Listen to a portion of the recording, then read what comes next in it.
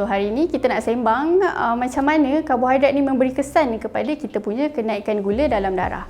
Okey, yang pertama, kita kena ingat bila dia simple karbohidrat bermaksud kat sini badan kita senang nak hadam. Bila kita makan sikit je memang akan rasa manis. Contoh macam sukros. Sukros is gula putih. Kalau korang baca food label nampak sukros itu adalah gula putih. Sebenarnya kalau kita makan benda-benda yang manis ni, contoh macam kek, coklat, air boba, air coke, sebab tu kita tak akan rasa puas. Okay, nak katanya kat sini apa yang jadi dalam kita punya paras gula dalam darah sebenarnya dia akan naik dengan meningkat dan mendadak. Bila dia naik meningkat mendadak, dia akan turun dengan mendadak juga. Sebab tu bila kita makan makanan yang manis-manis ni, kita tak akan rasa kenyang ataupun rasa cepat lapar balik. Sebab memang bacaan gula dalam darah akan naik cepat dan turun cepat. Sebab tu itu adalah trik sebenarnya kalau kita makan fast food.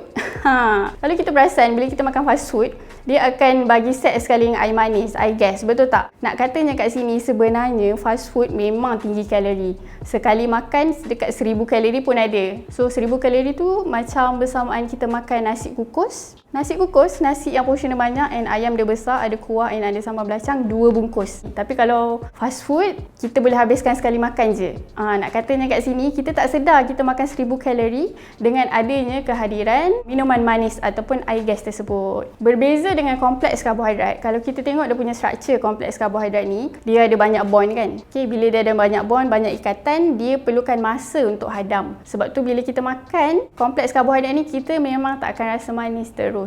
Sebab tu walaupun kita tengok nasi is karbohidrat, biskut, roti is karbohidrat, tapi manis dia memang of course tak sama dengan manis gula. Walaupun kedua-duanya karbohidrat, betul tak? Kompleks karbohidrat ni memang akan ambil masa untuk badan hadam dan kita memang tak akan rasa manis terus. So bila kompleks karbohidrat ni lambat dihadam, apa yang jadi pada kenaikan gula dalam darah, dia akan naik dengan slow and steady and dia akan baru turun balik. So badan ambil masa dalam 3 ke 4 jam ataupun 2 ke 3 jam untuk hadam kita punya kompleks karbohidrat. Sebab tu bila kita makan kompleks karbohidrat, kita akan rasa kenyang lebih lama berbanding kalau kita makan simple karbohidrat. Okay, ada orang tanya, sebab tu ke kalau sebelum nak tidur kita memang tak digalakkan untuk makan yang berat? Jawapan dia yes, betul. Okay, sebelum tidur memang tak digalakkan untuk ambil makanan-makanan yang berat, sebab bila kita makan makanan yang berat, especially kompleks karbohidrat ni, badan akan ambil masa untuk hadam. Sebab tu kalau kita terus tidur lepas makan, apa yang jadi, penghadaman tu tak akan selesai dan dia akan bertukar jadi lemak lah, dan kita akan jadi boroi ataupun kenaikan berat badan dengan cepat. And lagi satu, sebenarnya waktu kita tidur memang kalori akan terbakar, tapi sangat minimal berbanding dengan waktu kita sedar. Waktu kita sedar kita akan jalan kan, so benda tu akan membakar kalori yang lagi banyak berbanding kita tidur. Sebab tu kalau kita nak makan supper, sebenarnya boleh makan, tak ada masalah, tapi ambil yang ringan macam sekeping 2 roti ataupun segelas susu, and tu pun kita kena ada jarak juga sebelum tidur, at least sejam 2 jam sebelum tidur. Ada orang tanya, kalau lah simple karbohidrat tu cepat hadam, maksudnya lagi better lah daripada kompleks karbohidrat kan? Sebab kurang kalori yang diserap. Tapi sebenarnya salah. Sebab apa? Bila kita cepat lapar, kita akan ada tendensi untuk makan macam-macam lain, benda lain lagi lepas tu. Kita nak makan yang ringan-ringan macam keripik, nak kunyah-kunyah, yang mana kalori dia lagi tinggi berbanding makanan kompleks karbohidrat. Sebab tu sebenarnya saranan untuk simple karbohidrat adalah sebanyak less than 10%